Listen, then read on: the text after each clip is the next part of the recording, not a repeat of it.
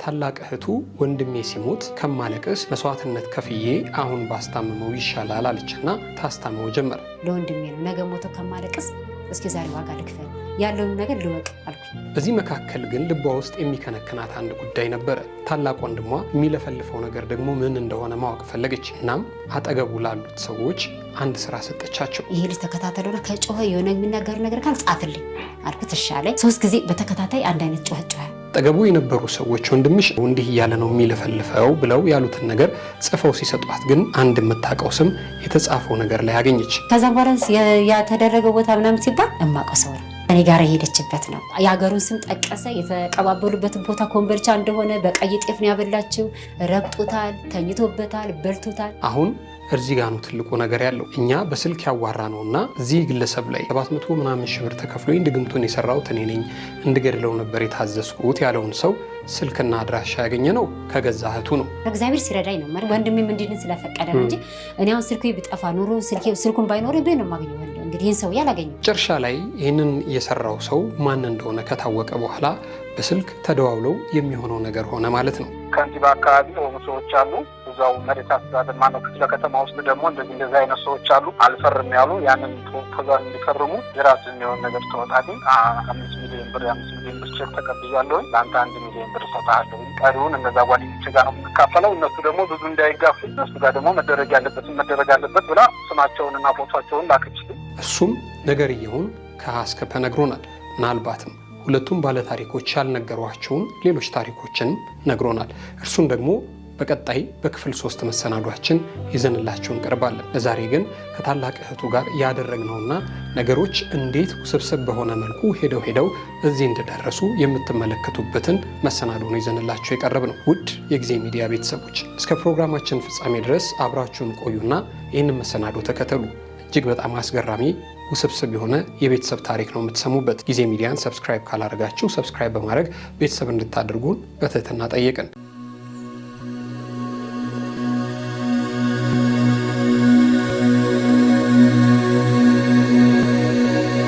እንዴት ነሽ? እግዚአብሔር ይመስገን። እንኳን ደህና መጣሽ። እንኳን ደህና ቆየኸኝ። እንታወቅ እስኪ። ወይዘሮ ባለም ጫን ይባላለሁ። ተወልጄ ያደግኩት እዚህ አዲስ አበባ አካባቢ ነው፣ የካ ክፍለ ከተማ። መልካም። እንግዲህ ያው የተገናኘ ነው ከወንድምሽ ጋር ታናሽ ወንድምሽ ጋር ተያይዞ በህይወት ኑረት መካከል የገጠመውን በጣም ብዙ መከራዎች ከኔ ጋር ቆይታ አድርጓል። አንዳንድ ነገሮችን ደግሞ ምናልባትም ይሄ ስሜቱ ስለተጎዳ በጣም ኢሞሽናልም ስለሆነ ያልገለጻቸውም ነገሮች አሉ። በታመመ ጊዜ ደግሞ እሱ ራሱን ስለማያውቅ የማያውቃቸው ነገሮች አሉ። እኔ ብቻ የማውቃቸው ያልሻቸው ነገሮች አሉ። እንደው በጠቅሉ የምታውቂው ነገር ምንድን ነው? እኔ የማውቀው መቼም ከተፈቀደልኝ ከመጀመሪያ ጀምሪ ብነግር ያለውን ነገር ከተጋቡ ጀምሪ ከ2006 ጀምሮ ብነግር ፈቃደኛ ከሆነ ጊዜም ካለ ማለት ነው። 2006 ላይ ከሰው ሀገር መጥቻለሁ፣ ጥቅምት አካባቢ ላይ ማለት ነው።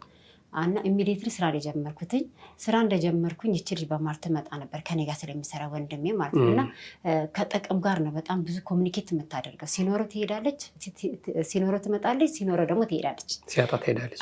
እንዲህ ደግሞ ይህን ነገር ደግሞ እርግጠኛ ሆኜ የምናገር ምንድነው እዛ ቤተል አካባቢ ተከራይተው በሚሰራበት ሰዓት እዛ ነው ትመጣለች እሱ ጋር ስራ ቦታ እና ቡናም ታመጣልታለች ምናምን ነገር። ያው በዛ ነው ሪሌሽንሽፕ የጀመሩት ከልጅነት ጀምረው ማለት ነው። እና እኔ እዛ ቀራኒው ስሰራ ይጣላሉ። በሆነ ጉዳይ ሲጣሉ ሂጅ ከዚህ ብሎ ያባራታል። እኔ አላቅም።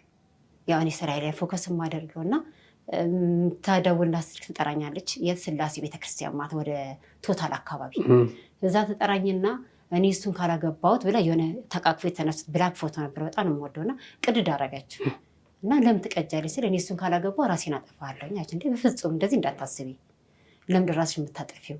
እኔ ከቤተሰቦቼ ጋር ተነጋግሬ ያለውን ነገር እናስተካክላለን፣ ራስሽን አረጋጊ። በጣም ነው የምታለቅሰው፣ አልቃሳ በባህሪው አልቃሻ ነች አልኳት። እሺ አለችኝ። ያንን ነገር እኔ እንትን አልኩኝና ይሄን በነገረችኝ በሁለተኛው በሶስተኛው ቀን ነው ሰፈራቸው ሄጄ ያለውን ነገር አረጋገጥኩኝ። ማነች ምንድነች? ያው ግዴታ ነው ወደ ህይወቱ ስትገባ መቼም ይሄ ልጅ ወንድ ልጅ ፍቅረኛውን እንዲህ በዚህ ልክ አያባረርም። በጣም ሲጣሉ በቃ በጣም አጠገቡ እንድደርስ 15 ቀን ምናምን ትቆይላለች፣ ትመጣለች አረሳስታ ማለት ነው። እሱም ደግሞ ያው የመጀመሪያውም ስለሆነች ባይረሳትም ከውስጡም ባትወጣ ይቀበላታል። አሁን እንደዛ ስትል እሺ አልኩኝ። አስተካከል። እናቴን አናገርኩኝ። ሟቸት ያለች እነሱን አናገር ቤተክርስቲያን ወስደን እሺ አለ። ተጋቡ። እንደሚገርም በመጀመሪያ ለራሴ ያሰራሁት አልጋ ነበረ። በሱ ነው አንዳንድ ነገሮች አሟርተላቸው እዛ ጦር ኃይሎች አካባቢ ሲኖሩ የነበረው ማለት ነው። እንደዚህ እያሉ እንግዲህ ፈተናዎች ከዛ ጊዜ ጀምሮ መጡ። ከእርግዝና ጀምሮ ማለት ነው። ከእርግዝና ጀምሮ መጡ። ሆስፒታል ላይም ብዙ ነገሮችን አይ ነበረ። እሷን ብዙ ነገር ታደርግ ነበረ። ተጣልቻለሁኝ። እቺ ስትሞት ልጅቷ ራሱ እኔ ኦክሲጅኑ በተነቀለ በሁለተኛው ቀን ነው ማታውን የሞተች መሰለኝ ህፃኗ። አንደኛዋ መንታ ኦክሲጅን ተነቅሎባት ነው እንደምትየው። ኦክሲጅኑ ተነቅሎ ሐኪሟ ተቆጣጣሪዋ እዛው ስር ሆና እሷ ወደ ፌስቡክ ነበር ስታመዝን የነበረው ስታይ የነበረውና ኦክሲጅን ተነቅሎ ትጫዋለች። የህፃኗ ጩኸት ማለት ነው። መንታ ወልዳ ሆስፒታል ገባች። የ6 ወር ነው የወለደችው። 6 ወር ከምናምን ገና ያለ ጊዜው ነው የወለደችው። 7 ወር። ስለዚህ ማሞቂያ ክፍል ነበር። ማሞቂያ ክፍል ነው። ለ3 ወር ያህል እዛ ነበር ሆስፒታል ጥቁር አንበሳ ማለት ነው። ከዛን ኦክሲጅን ይነቀልባትና ታለቅሳለች። ስታለቅስ አልሰማችም ልጅቷ ማለት ነው። የተቆጣጠረ ፌስቡክ ላይ ቁጭ ብላለች። አዎ። እና እኔ አጋጣሚ ላይ ሲሄድ ቆይ እስኪ ምረይ ቦርሴን አስቀምጬ ላይ ሲሄድ ተነቅሎባት በጣም ታለቅሳለች። እና ይሄ እሾህ የሚመስል መርፌ ምናምን ተሰካክቶባቸዋል ጭንቅላታቸው ላይ። አሁን ኦክሲጅን ተነቅሎ ታለቅሳ። እንዴት ብዬ እሷን ያስኳት እንዴት አንቺ እዚህ ጋር ኦክሲጅን የሚያደርግ ነገር ተነቅሎ ለምንድን ማታዩ ምናምን ነገር ብዬ ኢሞሽን ሆንኩኝ። በጣም አለቀስኩኝ። በጣም ነው የከፋኝ። ምክንያቱም ሕፃን ልጅ እዛ ጋር እንድትቆጣጠር ተደርጋ የመንግስት ገንዘብ እየበላች የሰው ህይወት እዛ ጋር ሲጠፋ ደግሞ ማን ጠይቃለን? ከባድ ነው። የዛን ዕለት ማታ ይሁን በነገ ጠዋት ሞተች ሕፃኗ በዛ ምክንያት። ከዛም እኔ ለምንድን ነው እሱ በቃ በህግ እንድትጠይቅ ፈልጌ ነበር። ልጅቷ ጠፋች። በደንብ አላየኋት። ኢሞሽን ሆኜ ስለነበረ ፊቷን በደንብ አላየኋት። ኢቨን አሁን ብትቆም አላውቃትም። በዛ ሰዓት ማታ አጠገቤቱ አላውቃት አሸሿት። ወዲያውኑ ይቺ ልጅ እንዳትገባ ተባል ተከለከልኩኝ ምናምን። ከዛም ያው ከሆስፒታል ወጣች። እኛ ቤት ነበረች ትወልዳ ማለት ነው። እኔም ነገሩ ስራው በጣም እንትን አለብኝና ለተወሰነ ጊዜ አቆምኩ ስራ። የውጭ ዜጎች ጋር ሰራለሁ። እኛ ትሪት እናረጋታለን። እኔ የማውቀው ነው ትሪት እናረጋታለን። ቆንጆ እንትን እንላታለን። ታረሰች። 6 ወር ሳይሞላ ጥላበት ሄደች ልጅቷ ማለት ነው። ማማን ጥላ ሄደች። እንደ ነገ ፍላይ ልታደርግ እንደ ዛሬ ማታ ነገረችው። አሁን በጣም አዘነ። ምክንያቱም ሚስት ነች፣ የልጅ ወልዳለታለች፣ ባል ነው አይደል? ከባልክ ውጭ ማንም የምታማክረው? እናቴ እኮ ሁለተኛ ነች፣ አባቴ ሁለተኛ፣ ወንድሞቼ ሁለተኛ ናቸው። ባሌ ትዳሬ ነው፣ አብሮኝ የሚኖር ሰው ነው። ለእኔ ያለኝን ሼር ማድረግ ያለብኝ እንዲሄድ የማስፈቅደው ባሌን ነው፣ እናቴን አይደለም። ተረዳኛል? አብሮ የሚኖር ሰው ነው የሚፈቀድ ያለው። እሱ ለእሷ ሳትነግረው እንደ ነገ ፍላይ ልታደርግ እንደ ዛሬ ነገረችው። ማታ ላይ ሄደች፣ ታሰረች እዛ ማለት ነው። እዛ ጋር ታሰረች። ነገረኝ ምንም አይነት ነገር እንዳታደርግ፣ ብትታሰር ትታሰር፣ አስፈቅዳ ካልሄደችም ልጅክን አሳድግ፣ የሚያስፈልጋትን ነገር አሟላ። አክስቷ ጋር ትለሄደች፣ እኛ ጋር አይደለም። የስንት ጊዜ ልጅ ጥላ? የ6 ወር የሚሞላ በቃ 6 ወር ቢሆናት ነው። ሳትነግረው ከእናንተ ጋር ወጥታ አክስቷ ጋር ሄዳ ነው። ይኸውልህ ልጅቷ 6 ወር አልሞላትም። ወደ ነገ ልትሄድ እንደ ዛሬ ነገረችው። ነገ ውጭ ሊሄድ ነው ብላ ወንድሜ ማለት ነው፣ ባሏን ማለት ነው። ምንም ሳያውቅ ከዛ ሄደች። ምን ማስቀረት አይችልም፣ ምክንያቱም እሷ የጨረሰችው ነገር ስለሆነ ማለት ነው።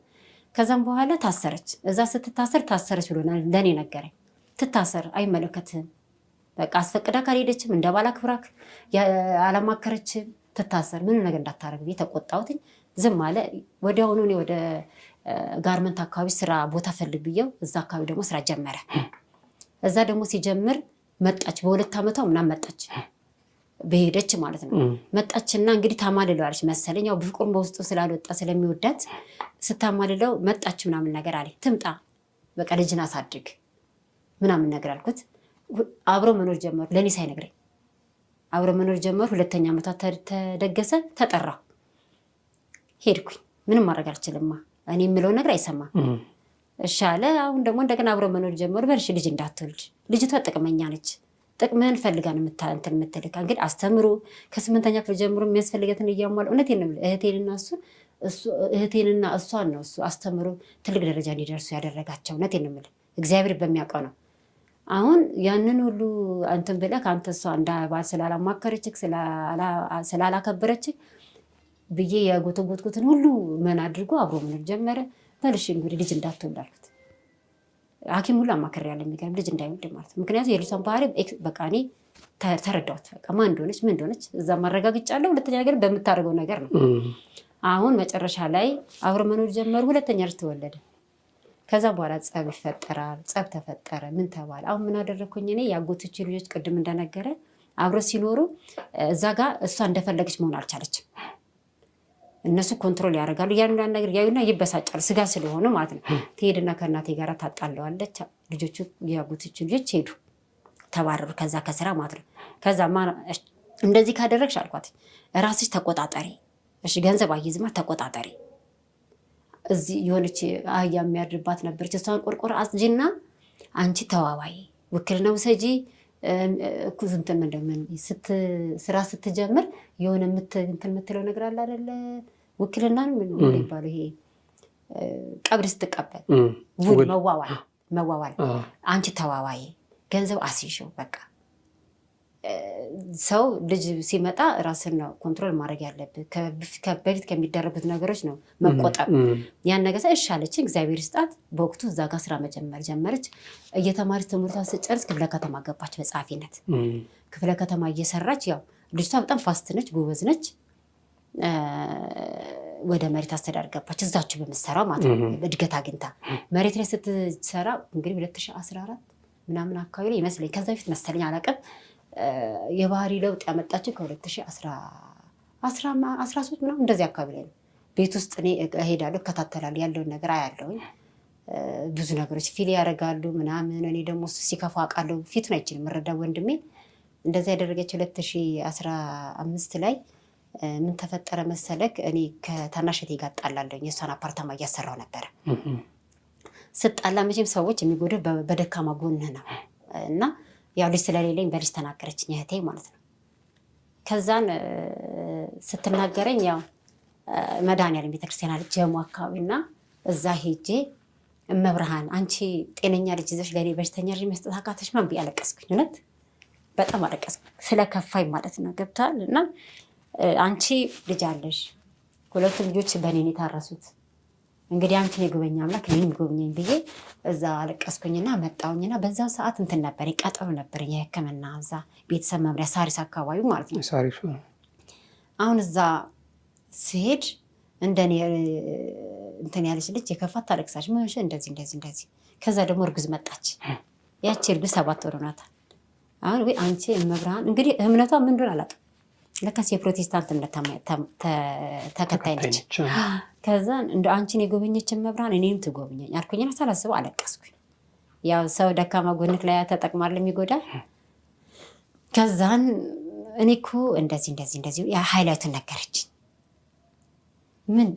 ምንድን ነው ስላት ሰውዬው መርጌታ ነው እኮ እኔ ልጅ እየወረደብኝ ልጅ አሁን 3 ዓመት ነው ልጇ ወንድ ልጅ ወልዳለች። ሄጄ ጠይቄያታለሁ እና እኔ እኮ መድኃኒት ሰጠኝ ሴትዮ ያልሻት ይቺ ያልኳት ልጅ ማለት ነው። እዛ ቤተሰብ መምራት የተዋወቅናት ማለት ነው። ያው አለቅሳለሁ እኔ ባሪ ይከፋኛል። ምክንያቱም ቤተሰብ ነው የሚጎዳክ። በዚህ እኔ ባዳ ተናግረኝ አያውቅም። ቤተሰብ ነው የሚናገረኝ እንዲህ ልጅ እንደሌለኝ እና ያው ሄጃለሁ መሄድ እስካለብኝ ድረስ ሄጃለሁ። ያው ብርም ስለሌለኝ ድሃም ስለሆንኩኝ ነው እንጂ በሕክምና ይሰራ ነበር። 100 ምናምን ሺህ ብር ነበር በወቅቱ 2009 ላይ ተባልኩት። አሁን እህቴም እንግዲህ በጣም ባለሀብት ነች፣ ቃል ገብታለኝ ያን ሁሉ አላረገችልኝም። እህትሽ ነበረች ቅድም የተናገረች? እህቴ ነች የተናገረችኝ። እኔ እናቴ አልረገመችኝም። እኔ ለቤተሰቦቼ ብዙ ዋጋ ከፍያለሁ። እድሜ ልኬን ለቤተሰብ ሳገለግል የኖርክ ሰው ነኝ። ወደ ትዳርም ቶሎ አልገባሁኝም። 2008 ላይ ነው የገባሁት። ሰው ሀገር ስንከራተት ነበረ እና ያው እንትን የሚል የሚያሳዝን ጎን አለኝ። ምክንያቱም ልጅ እንዳልወለድ እንደ ልጅ እንኳን እንዳይኖር ያደረኩት ለቤተሰብ ስንከራተት ስለነበረ ነው። እና ስትናገረኝ እህቴ እንግዲህ መሄድ ያለብኝን ነገር እሄዳለሁ፣ በምንም ልጅ መውለድ እፈልጋለሁ አልኩና እች ልጅ ነገረችኝ። ስልኩን ሰጠችኝ የመርጌታው። በእሷ አማካኝነት ነው የወለድኩት አለችሽ? እሷን ከሌላ ሰው ሰጥቷት ነው የወለደችው። እንግዲህ እንዴ ነው የመጣው እንትን እሷ ሌላ ሰው ሰጥቷት የወለደ ሰው ሰጥቷት ቤተሰብ መምሪያ እንግዲህ እዛው ሕክምና ላይ እሷ ደግሞ ያረገዘች ፊል ያደርግበታል ሾተ ላይ ምናምን ይባላል መሰለኝ። እሱ ደግሞ በሕክምና አይሰራም። ሾተ ላይ ሕክምና ላይ ምንም ነገር አይሰራም። ብዙ ሰዎች እንደዚህ ስናወራ አይወልዱም። በባህላዊ ግን ይወልዳል። የሚገርም ነገር ባህላዊ በማር ነው የሚሰጥ መድኃኒቱ።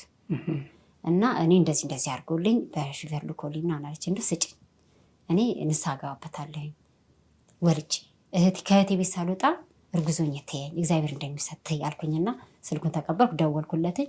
እሺ አለኝ። ችግር የለውም ዋጋ ንገሪኝ 10 ሺህ ብር አለኝ። አሁን ለባለቤቴ ከነገርኩትም ይሄን ነገር አይቀበልም።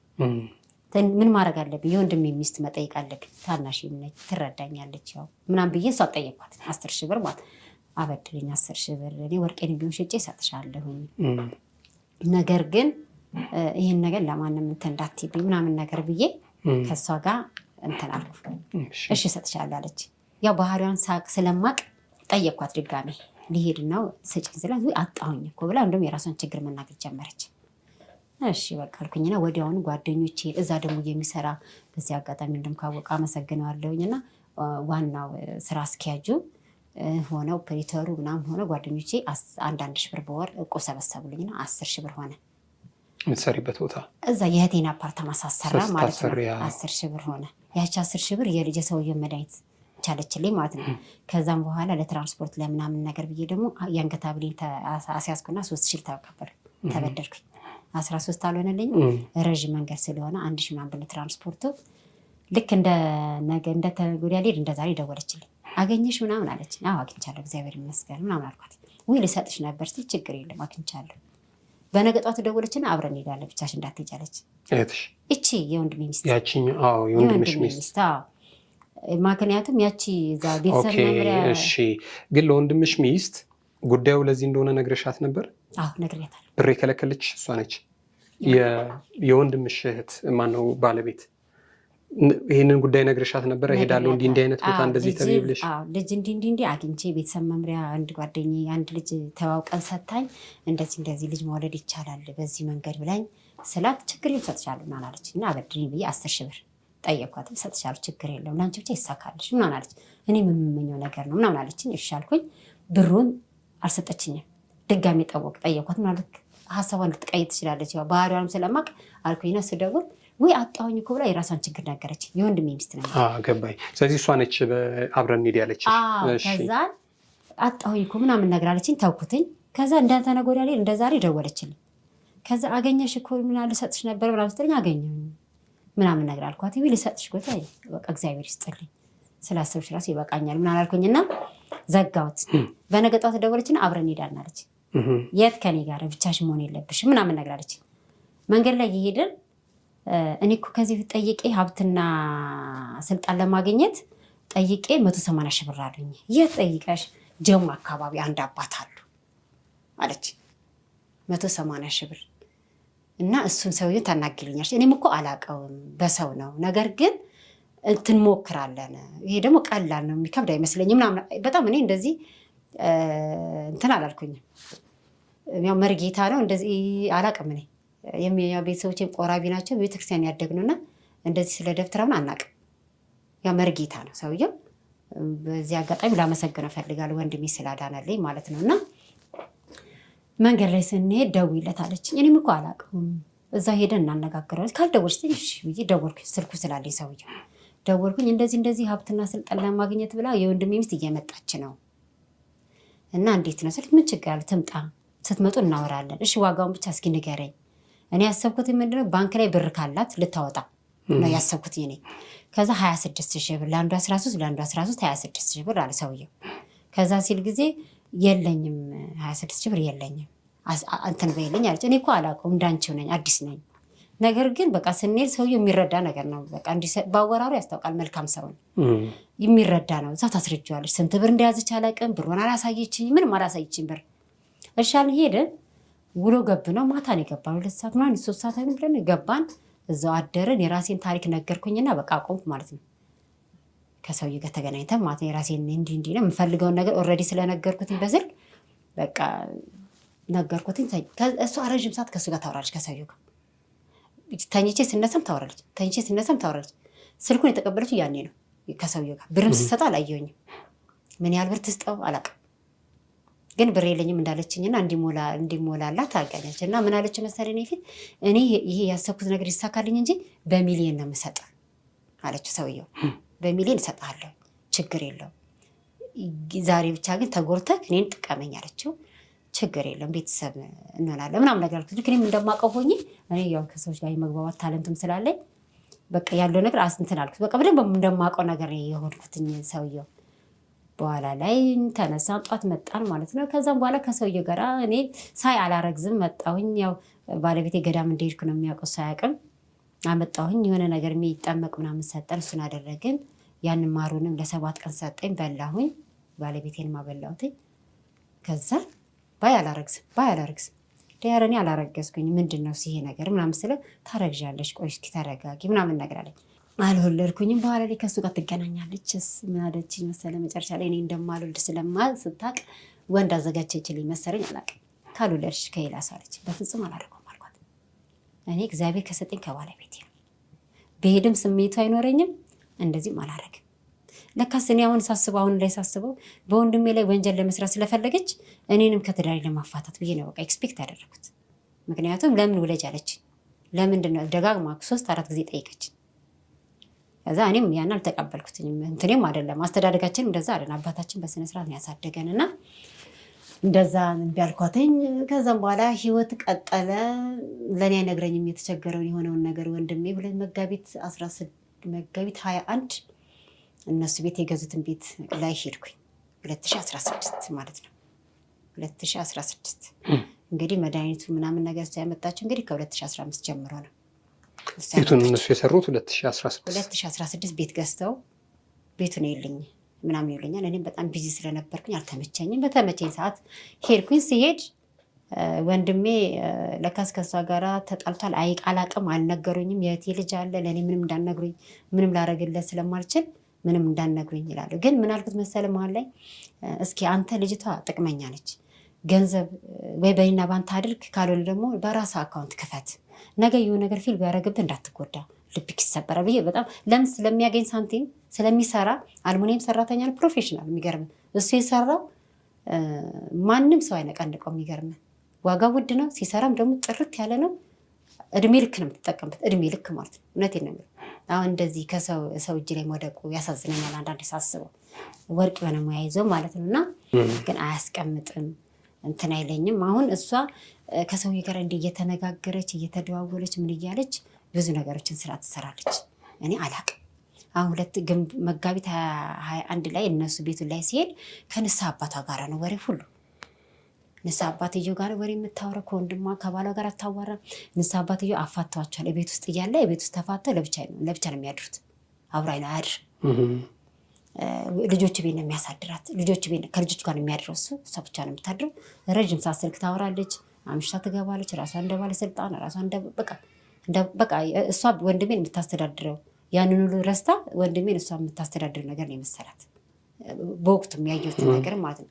ትሳደባለች። እኔ መኪና ውስጥ ስለነበርኩኝ ልጆች ፊት ምንም መናገር አልፈለግኩኝ። ዝም ነው ያልኩት። ሄድን ቤቱን አየሁትኝ በጣም ከዚህ የተሯሯች ታወራለች። እኔ ደግሞ ላለመስማት በጣም ራሴን ኮንትሮል አደረግኩኝ እንዳይከፋኝ። በኋላ ላይ የእህቴ ልጅ ጠየቅኩት። ያንተ ይሄ ነገር የምታወራው ትክክል አይደለም ተጣልቷል እኔ ካሽ ጋር ምናምን ስለ አዎ እንዳልነግሩኝ ስላልሽ እሱም እንዳትነግራት ስላለኝ ነው እንጂ እኮ በየቦታው ነው የሚያድረው አለኝ። ይሄን ያህል ከቤት ወጥቶ አዎ ማን አስወጣው? ንስሐ አባትየው እና አንድ መስከረም የምትባል ያጎቷ ልጅ አለች። እንግዲህ ይሄን የሰማሁት እኔ መጣላታቸው መጋቢት 16 ነው 2016 መጋቢት 21 2016 ከዛም በኋላ አናገርኳትኝ። እንደው አንገቴን በቢል አንቺ እንደው እሱን ካላገባሁኝ ራሴን አጠፋለሁ ባልሽበት አፍሽ እሱን ለማባረር ወስነሽ ነው ስላት እስኪ አንድ እድል ስጭኝ። እኔ አልሰማሁኝም ይሄን ያህል ጊዜ እንትን ስትሉ 21 ጊዜ ሽምግልና ተቀምጠን ምናምን አለች። ከሱ ጋር ታዲያ ለምን አልጠራሽኝም? እኔም እኮ እህቱ ነኝ። ቢያንስ አሳድገዋል። ወንድሜ ነው። ቤተሰብ የለውም እንዴ እሱ?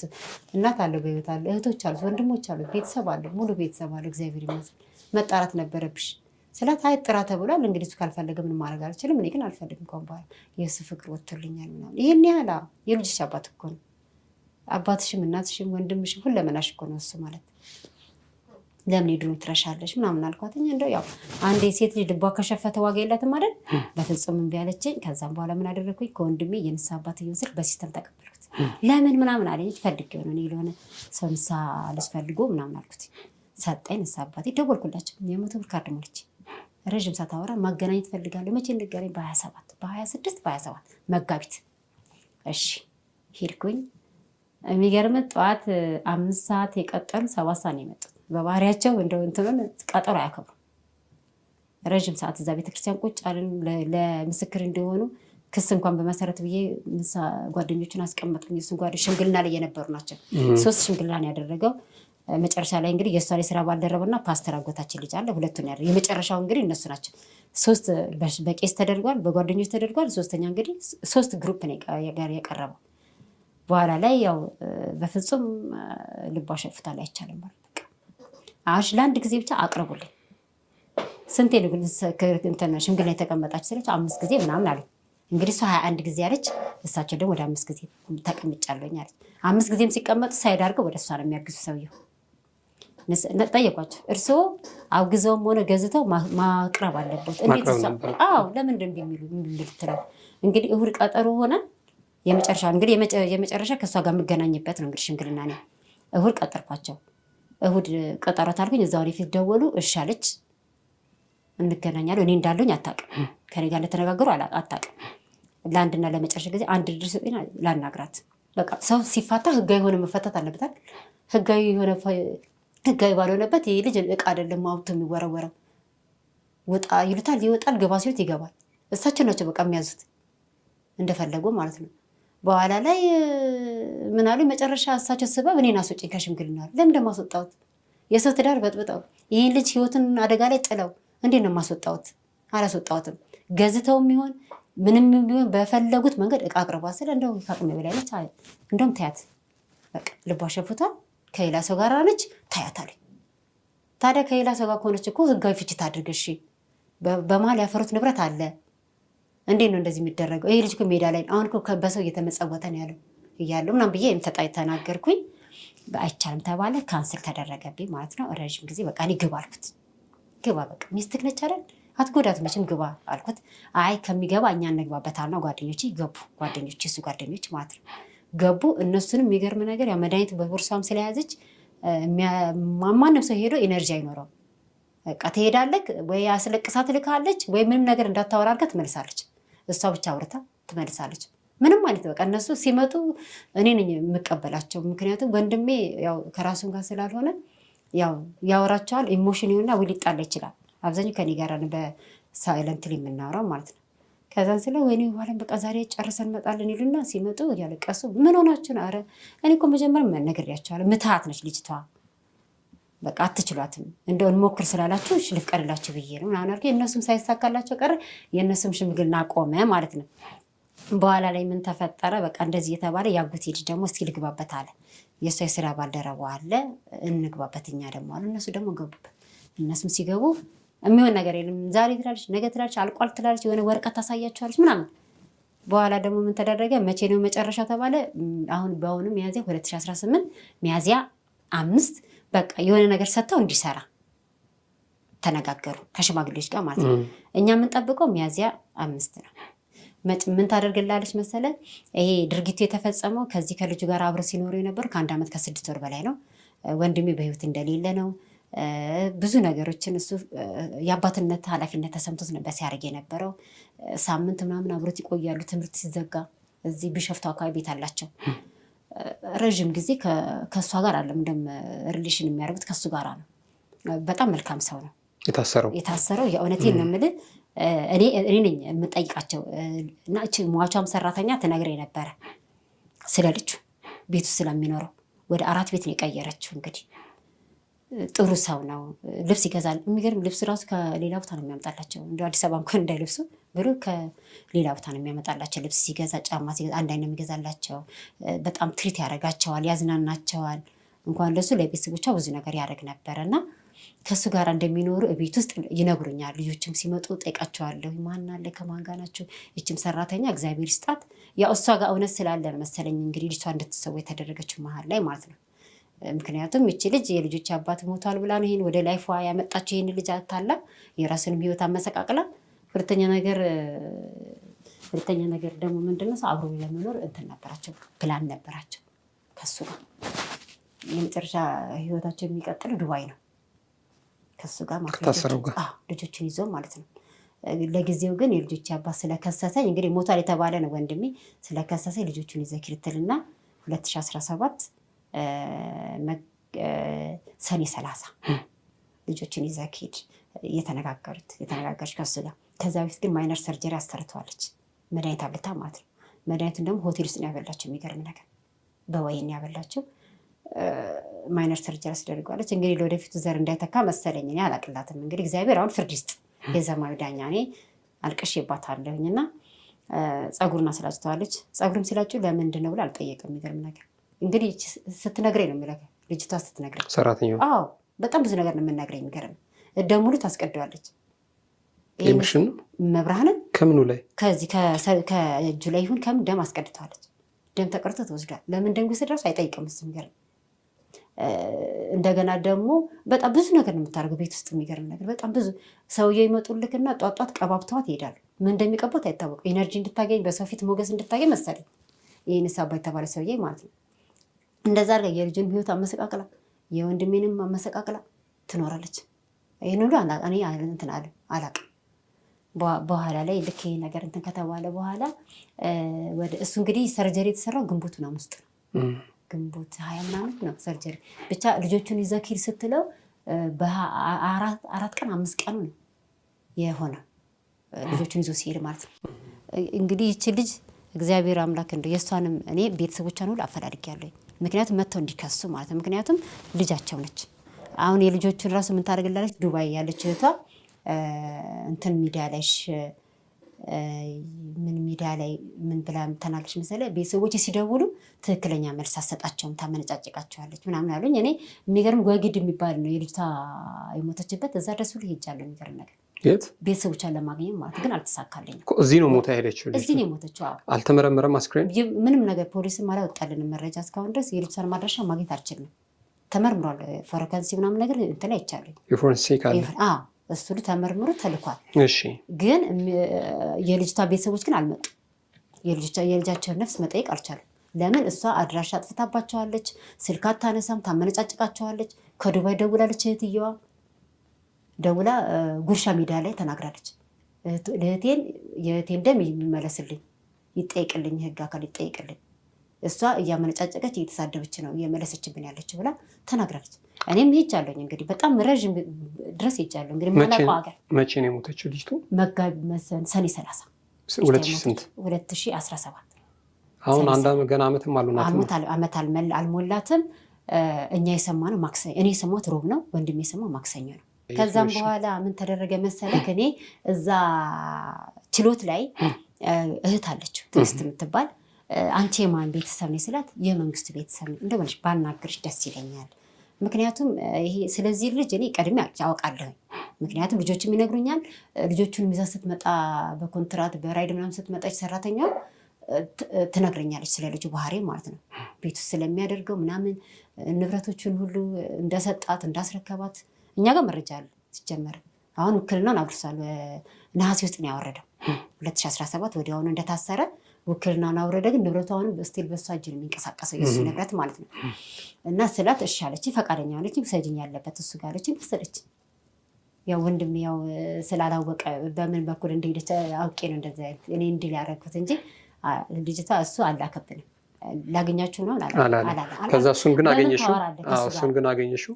እሷን ከእሷ ጋር እንትን አለን።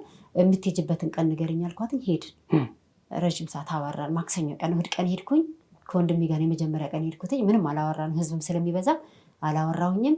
በሁለተኛው ማክሰኞ ቀን ሄድኩኝ ቅሊንጦ።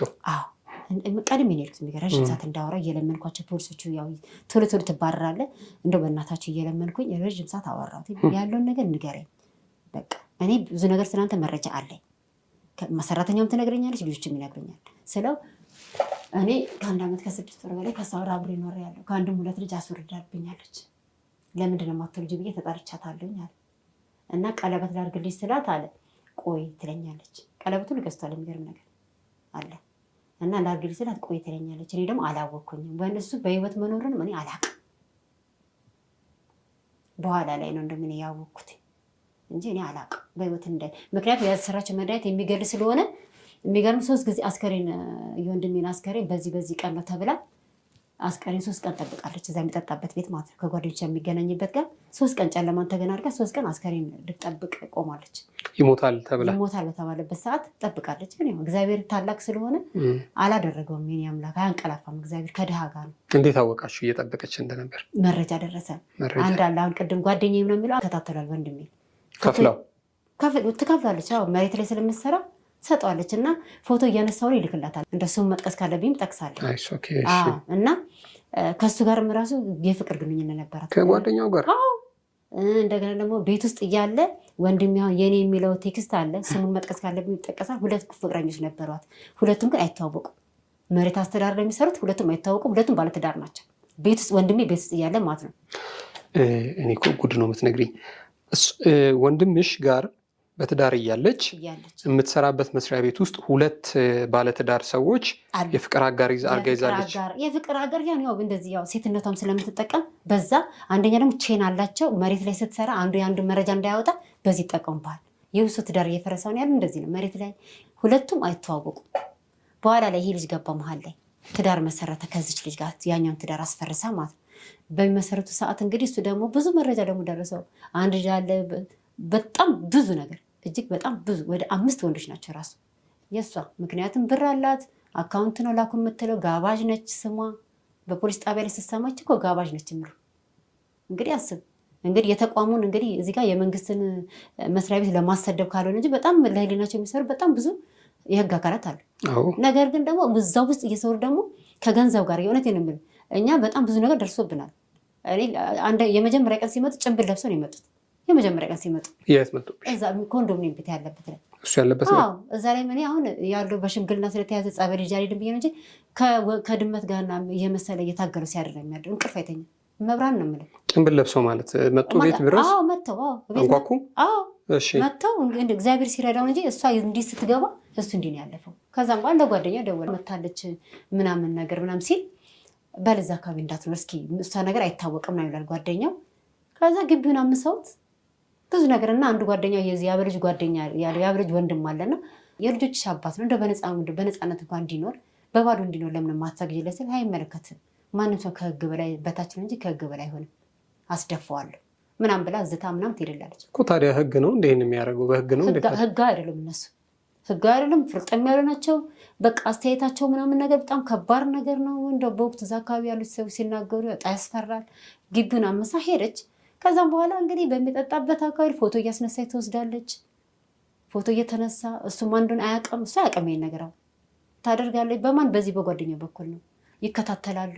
ግን ብቻውን ስለማይሆን እንዲህ ብሎ የያዙት እዛ ጋር እሱም ደግሞ አይሄድም፣ እንደዚህ በዋዛ አይሄድም። ህጋዊ ሆነው አይመጡበትም። ከህግ ውጭ ሆነው ነው የሚመጡት። ግን ህጋዊ ናቸው እኮ የመንግስት አካል ናቸው። ግን ከህግ ውጭ ነበር የሚሰሩት ሲሰሩ ነበር። በሲቪል ነው የሚመጡት። አዎ በሲቪልማ ከመጡ የመንግስት አካልም ላይሆኑ ይችላል። አይ ልብስ እንደዚህ አይለብስም። እንደዚህ የሚለብሱት በሲቪል ከመጡና መታወቂያቸውን በእርግጠኝነት ካላየን በስተቀር የመንግስት አካል ናቸው ልንልም አንችልም። ዝም ብሎ ተገዝተውም ነው ሊሆን የሚችሉት። ግን አሁን ደግሞ ማጨረሻ ላይ ደግሞ ምን አደረገች መሰለ? ህጋዊ ሆኑ በፖሊስ ደግሞ መምጣት ጀመረች እኮ። ህጋዊም ደግሞ ከሆኑና በህግም ደግሞ ከሆነ የሚመጡት እንትን አለው አይደለም? የፍርድ ቤት ትዕዛዝ አለ፣ ወረቀት አለ። በስርዓቱ ነው። በስርዓቱ ማን ቤት ትመጣለች? አጎቴ ቤት ነው በወቅቱ የነበረ። ወንድሜ ከጸበል ሲመጣ ትንሽ ያርፋል። ጸበል ረዥም ጊዜ ስትወጋ በጣም ውስጥ ይጎዳል እና ይመጣል። የተለያየ ቦታ ስለሚሄድ እዛ ደግሞ መኖር ጀመረ የአጎቴ ልጅ ጋር። ምክንያቱም ምንም ነገር የለውም፣ በሰው እጅ ላይ ነው የወደቀው። አሁን ሰውነት ተመልሶ ነው። በጣም ያሳዝንክ ነበረ እንደ ስታየው ማለት ነው። እና እዛ ሲኖር መቼ ያመጣችበት ነበር መሰለ? ከዛ ፊት ዝም ብሎ ሰው ይመጣል። ማንኛውም ሰው ዝም ብሎ ይመጣና ቤቱን ረብሾበት ይሄዳል። ግሮሰሪ ያለ ያጎቴ ልጅ ረብሾበት ይሄዳሉ። ተጣልተው ይሄዳሉ። ነገር ፍለጋ ማለት ነው። ልክ ሚያዝያ 2 ህማማት ላይ ፖሊስ ታመጣና ቤቱን ሩዋንዳ አድርጋ ትሄዳለች። ቀውጥ ታርጋ ፖሊሶች ታዘው ይሆኑ ምንም ነገር የያዙት ነገር የለም በወቅቱ። እኔ እንግዲህ አላየሁኝ፣ እሱም ያየ አይመስለኝ። ግን ወረቀት ነው። አሁን አንድ ሰው ፍትሐ ብሔርም ይሁን እሱ ጋር ነው የከሰሰችው። የክስ ቻርጁ በዚህ ነው የመጣችው። ከዛ በፊት ዝም ብላ ነው እሱን ለማሰወር ለማሳገት ይሁን ለማስገደል አናውቅም። ከዛ በፊት ስታሳድድ የነበረው ማለት ነው። አሁን ግን ከፍርድ ቤት ነው የመጣው ተባለ። እሺ የፍርድ ቤት ከሆነ ወረቀቱን ለእኛ ስጭን ይላል ያጎቴ ልጅ። ወረቀቱን ስጭንና እኛ ጸበል ስለሆነ እንላክለት፣ ጸበል በሱና ቆሎ ስለሚሄድለት እንላክለት፣ ወይ በቴሌግራም ፎቶ እናንሳው ምናምን ነገር። እሷ እዛ ጋር ተሳርባ ሙልጭ አርጋ ምናምን ነገር በህግ ፊት ሄደች። ከዛን ሄድኩኝ። አሁን ሲሄድ ስጡኝ፣ እኔ ውክልና አለኝ። ይሄ ወንድሜ ደግሞ ውክልና ይስጠኝም በቀን እዩት። ከዛ ጀምሮ ጸበል ላይ መጋቢት ጸበል ይሄደው ስጡኝና ወይ በቴሌግራም እኔ ልየው እኔ ልቅረብ ፍትሐ ብሔር ከሆነ አይ እኔ ወዲያውን ያስወጣት ይሄንን በጋዜጣ ሰውጃለሁኝ አለች። መጥሪያ አምጥቻለሁኝ አለች። አላመጣችም። መጥሪያም የለም። ጋዜጣውን አንድ ሰው ትዳሩን ሲፈታ እኔ ስልክ አላት፣ የቤተሰቦችን ስልክ ታውቃለች፣ ቤታችንን ታውቃለች። መታ በቃ እኔ ከወንድማችሁ ጋር መኖር አልፈልግም ፍቺ መስርቻለሁኝ ማለት ነበርባታል። እንደ ህጉ ከሆነ ጋዜጣ ላይም ተከታተሉ ይባላል አይባል ይባላል። እሱን አላረገችም። በራሷ መቼ ፍቺ መሰረት የፍቺ ፕሮሰስ መቼ ጀመረች? 2017 ምናምን ላይ ጀመረች። ጥቅምት 25 ላይ ነው ፍቺ መስርቻለሁ ያለችው።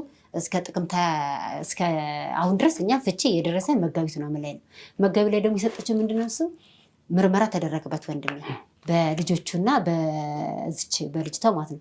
ምርመራ ተደርጎበት 2 መርማሪ መርምሮ ተደውሎልን የካቲት 13 ለምስክርነት ስለምትፈልግ ሂድ። የት? ልደታ ፍርድ ቤት። እሺ ብለን ሄድን። የመጀመሪያ ቀን ከምስክሮች ጋር ተጠራ። 10 ሆነ 13 ሆነ።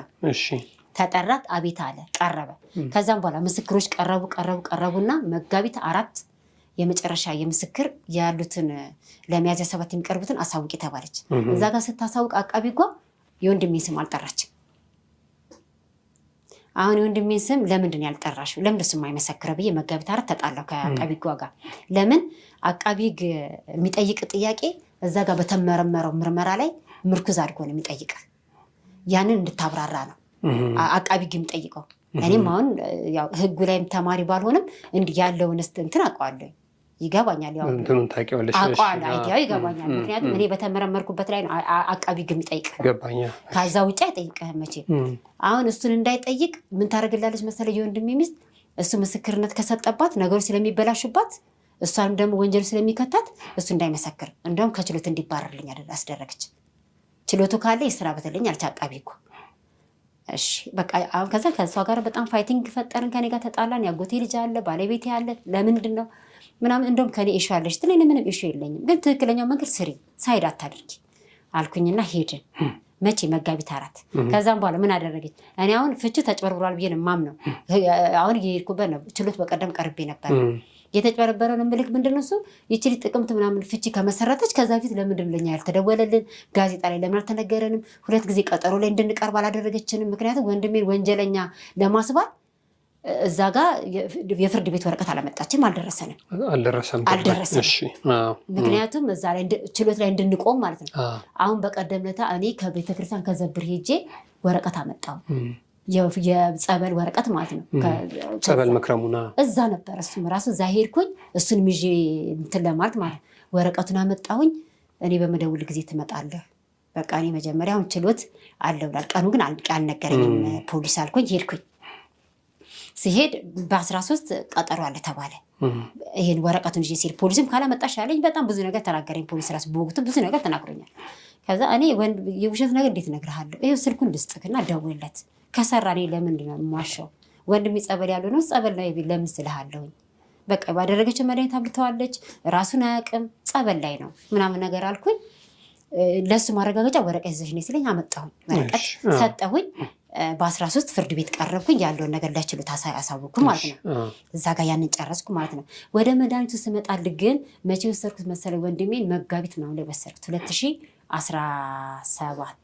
ከዛ በፊትም ጸበል ላይ ነው፣ ግን ሞር እኔ መድኃኒቱ የታወቀው 2017 ምን ላይ እንደሆነ ረሳሁትኝና ጥቅምት ላይ ይሁን ምናምን በቃ እስከ መስከረም ምናምን ለኛ ሽምግልናው ላይ እየተከታተልኩኝ እንዲጠፋ አልፈለግኩኝ። እዚሁ ቅርብ አካባቢ እንዲኖር የፈለግኩ። እዛ ስወስደው ምን መጠቀም ጀመርኩ መሰለኝ? ወንድሜ ላይ የማያቸው የሳይኮ እንደተጎዳ ስለማቅ ስለገባኝ ወረቀት ለጸበልተኛ እሰጣለሁ። ወረቀትን አስኪሩት ምናልባት እዛ ጋ የተለየ ነገር ካያችሁ ጻፉልኝ እላለሁኝ። ምክንያቱም መቅረጽ አችልም፣ ሪከርድ ማድረግ አችልም። ጸበል ላይ ስገባ እንትን አትልም።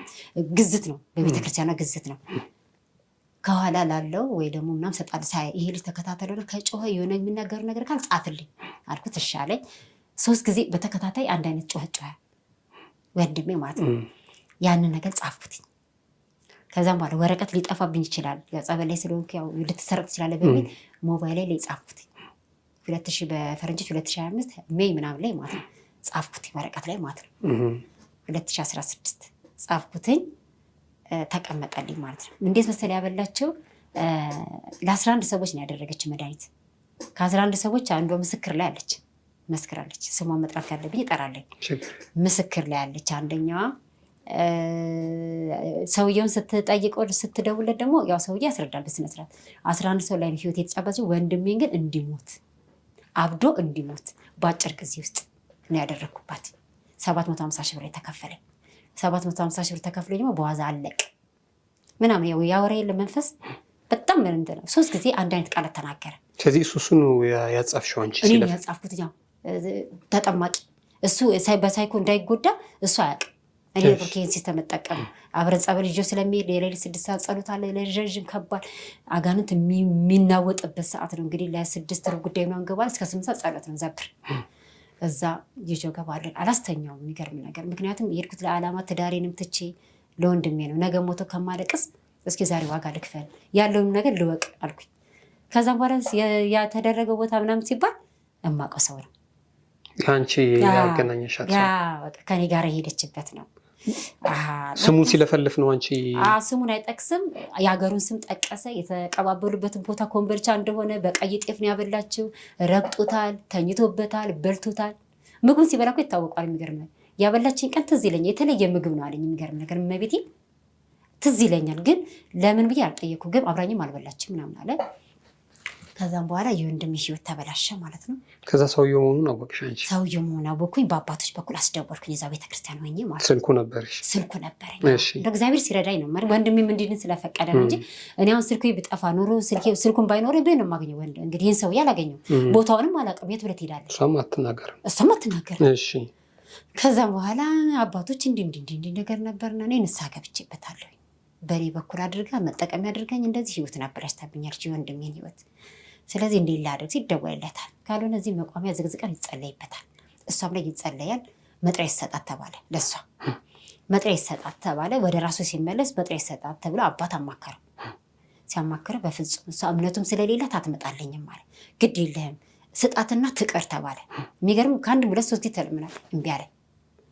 ከዛም በኋላ እኔ እንደው በአባገዳ ሁሉ ለማስለመን ፈልጌ በቃ አደራሻ እየፈለኩ ነበር። የአባገዳዎች ፓወር ስላላቸው ነገሮችን ይፈታሉ ብዬ ስላሰብኩኝ በአባገዳ ሁሉ ልሞክር ነበር። የሚገርም ማለት አንድ ጓደኛ ያለች እስኪ እንደዚህ አድራሻ ስጭኝ እንደ ወንድሜን እንደው እንድትተውልኝ ምናምን ነገር ብዬ ለእሷ ሁሉ አማክሪያን ነበር። የሚገርም ነገር አባገዳዎች ይከታተል ነበረ።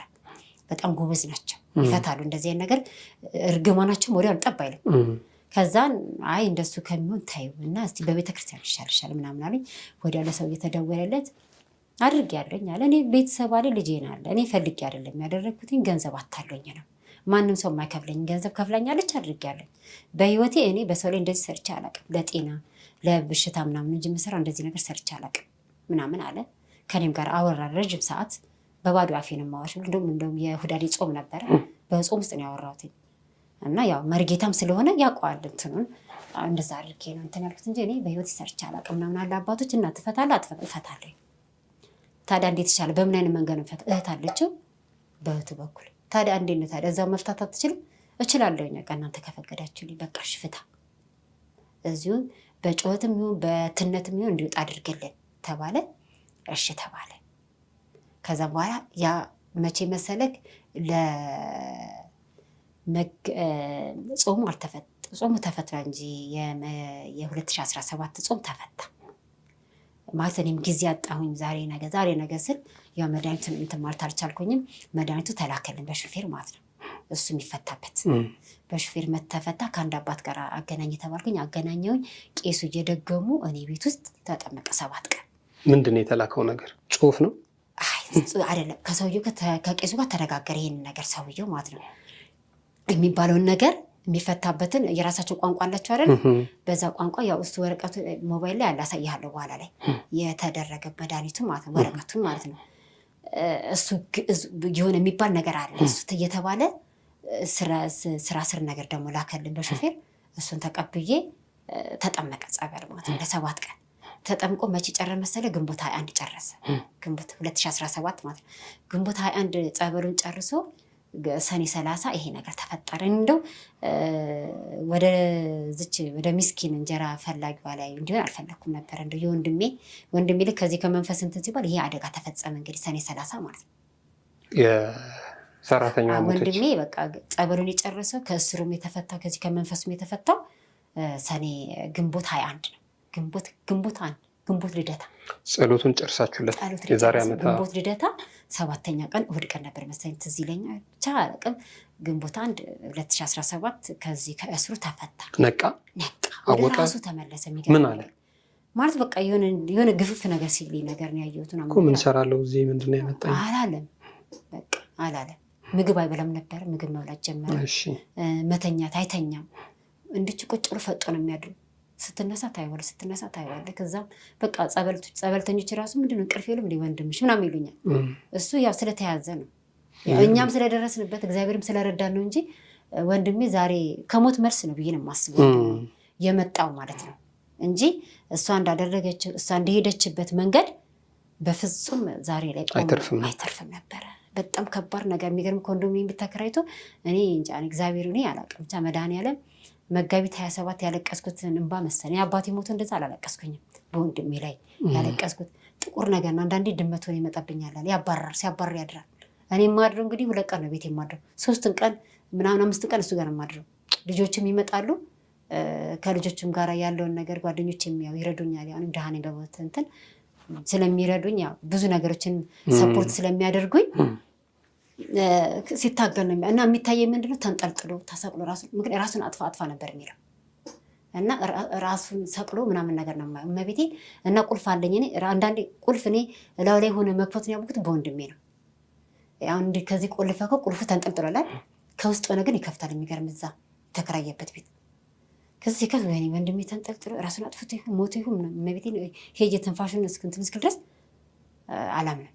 ቀማድኩ 3 ቀን ቤት ሌላውን ሙሉን እሱ ጋር ማድረግ እንግዲህ አስብ እና ያው ስለ እንትን ስላልኩትኝም እንትን አለና ወርቁ ደግሞ ምንድነው እሷ ያን ወርቅ ያው በእኔ ተጠቀመች እንጂ ወርቁም እኔ ካሰራውኝ ራሴ ጋር ነው መቀመጥ የነበረበት።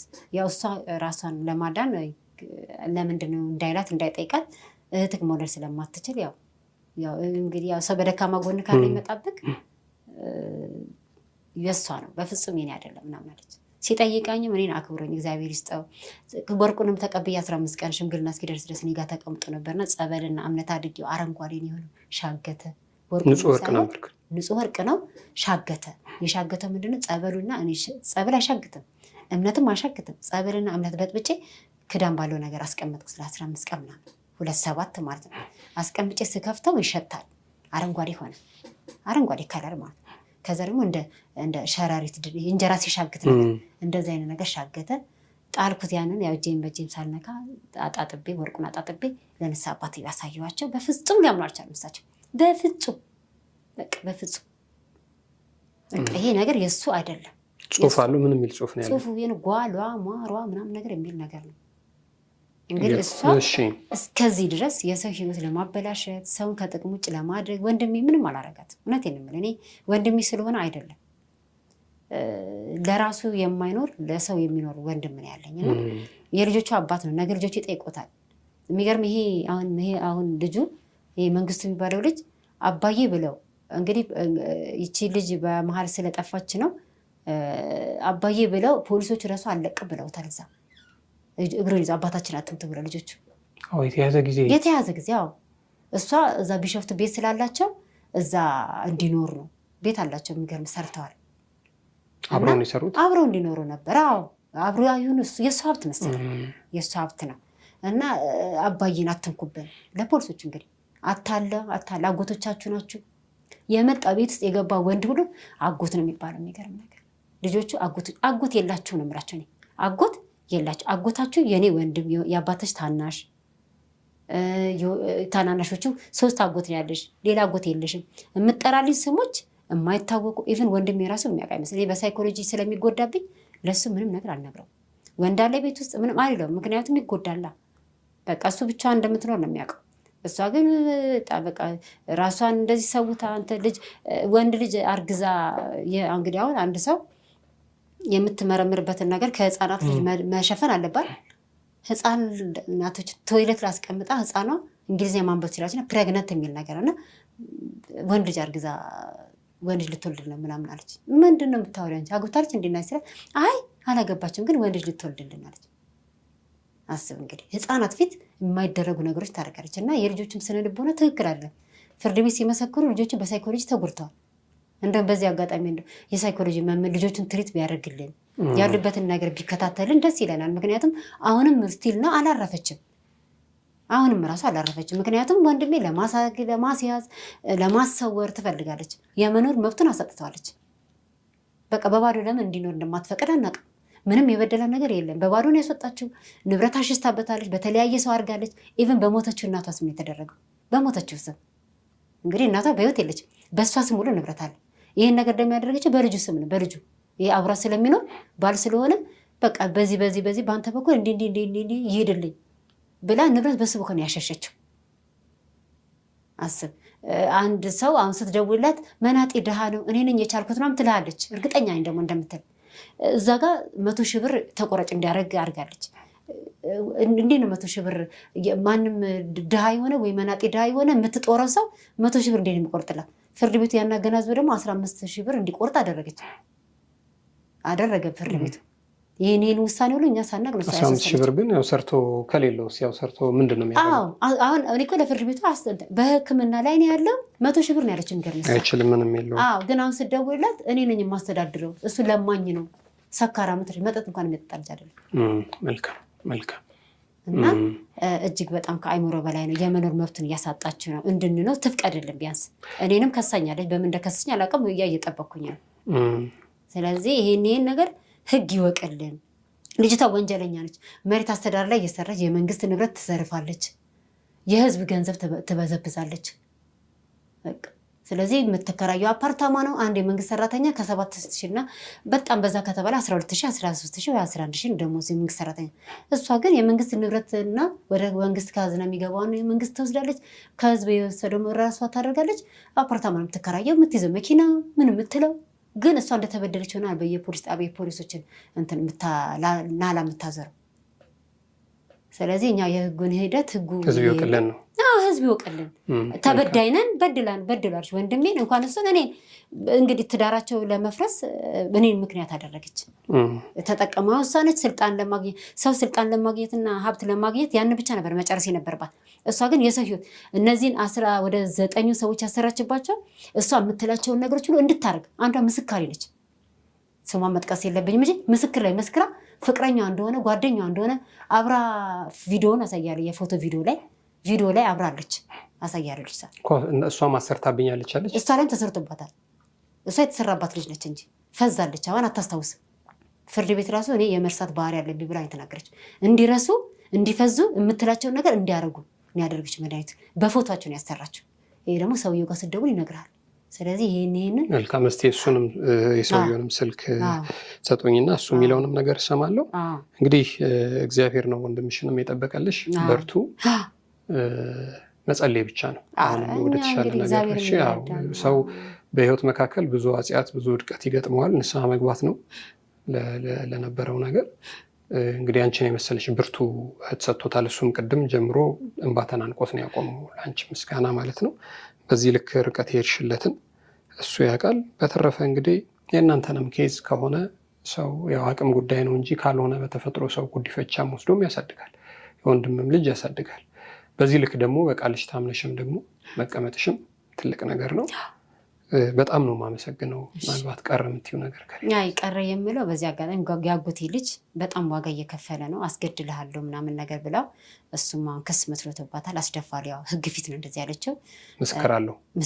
ያው ህግም ያው ፖሊስም አሁን አቃቢ ህግ ላይ ይጠየቃል። ያው ህግ ፊት ነው። ለማስታረቅ ተፈልጎ ነበር። በፍጹም መታረቅ ልጅ መጠቀጣት አለባት ብለን ነው እዚህ መሰክርላለሁ ቦታ እሱ ፈልጎ ሳይሆን ፖሊስ ፈልጎ ሳይሆን የሚያስመሰክረው አቃቢ ግን የሚያስመሰክረ ፖሊስን ምስክር ገብተው ያው ክስ ተመስርቶባታል። አሁንሽ ምስክሩም ሰውየውም እንዳይሸመጥጥ ነው። አይሸመጥጥም። ለምን መሰለህ? ያው ፖሊስ አሁን ፖሊስ ቢክድ እዛ ጋር ተጠቃሚዎቹ ግሮሰሪ ተጠቃሚዎቹ አሉ። ሌላ ምስክር ግን አለው። እነሱ ምስክር ናቸው። ተመስክሮ ክስ ተመስርቷል። አስታርቆኝ ምናምን እያለች ነው። እኛ ደግሞ ምርቃት የምንፈልገው ልጅቷ መቀጣት አለበት። ወንጀለኛ ነች። የሰው ህይወት አስጠፍታለች። ገብተዋላል። ምክንያቱም ልጅቷ የምታውቀው ይቺ ሟቿ የምታውቀው ብዙ የሚገርም ልጅቷ በህይወት ብትኖርልን ኖሮ ለእኛ ትልቅ አድቫንቴጅ ነበረ። ምክንያቱም ከነገረችኛ ብዙ መረጃ ነው የምታቀብል። ለእኔ በጣም ብዙ መረጃ።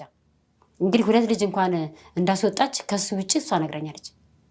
ይቺ ሟቿ ማለት 2 ልጅ እንዳስወረደች ማለት ነው። ከልጅ ይሄኛው ልጅ እንደ በኋላ ላይ ነው እኔ ለምን ማትወልድ ለምን የምታረጊ ምናምን ሲላት ትደርስበታለህ ምናምን ነገር ያለች። የሚገርም ካንሰር ራሱ ይዛት በመቶ ሺዎች ከፍሎን ያሳከማት ሕክምና ላይ ማለት ነው። እና አንተ ካንሰር እኮ የሚመጣው ከተለያዩ ወንድ ጋር የምትወጣ ሴት ነች። ሚስት ካለ የ3 ልጆች አባት አይደለክ እንዴ አንተ ለምን ዝም ትላታለህ ምናምን ነገር ነው ያለኝ አለ። ሕክምና የግል ሕክምና ነው የወሰዳት። የእሱን መረጃ ካለ ይመጣል ከሕክምና ቦታ ላይ እና አይ እኔ አላወኩኝም ችግር ይስተካከላል ምናምን ነገር ነው ያለ በወቅቱ። እና የማህፀን ካንሰር ይዟት በመቶ ሺዎች አውጥቶ ነው ያሳከማት። እንግዲህ እንትን እንዳትል ማለት ነው። እና በዚህ አጋጣሚ ያጎቴ ልጅ ብዙ ዋጋ ከኛ ጋር እየከፈለ ነው። አሜን አሜን። በጣም ነው የማመሰግነው። እሺ ስለመጣሽ ክብር ይስጥልን። በርቱ እንግዲህ አይዟችሁ። እሺ